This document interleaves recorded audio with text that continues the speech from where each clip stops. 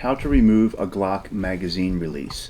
Alright, so if you want to remove the magazine catch or the magazine release from most Glock handguns, to fix it or to change it over for a left-handed shooter, it's very simple to do. So first, as usual, we want to verify the gun is unloaded. Verify it twice because we're going to press the trigger, point the gun in a safe direction, press the trigger so the trigger's in the rear, pull the slide back, pull down the slide lock, get the slide off. So let's get the slide out of the way. So the magazine release is this piece here. You can see it moving back and forth, and it is held in by just a straight piece of spring steel, which is right here. This end of that spring steel is stuck behind a notch in this plastic piece. So we just need to remove that with a little bit of leverage from the screwdriver. Before you try and do that, you want to keep a finger on this side of the magazine release so it doesn't start coming out on you, because that's going to make it harder to get the spring off.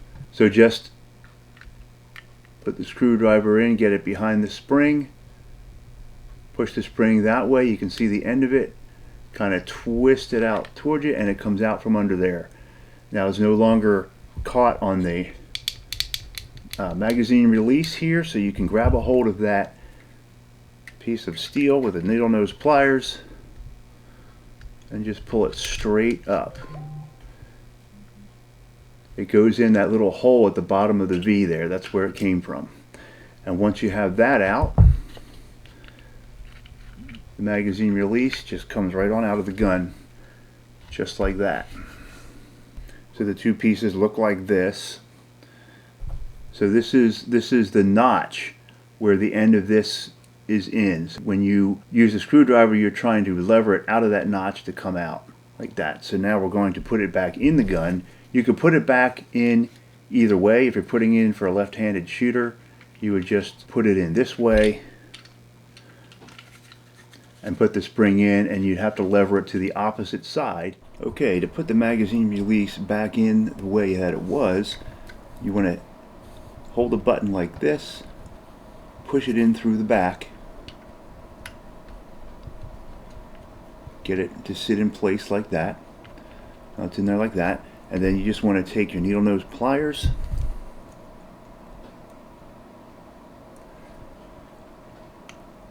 and just insert the spring right down into the V notch there, right into that hole in the bottom.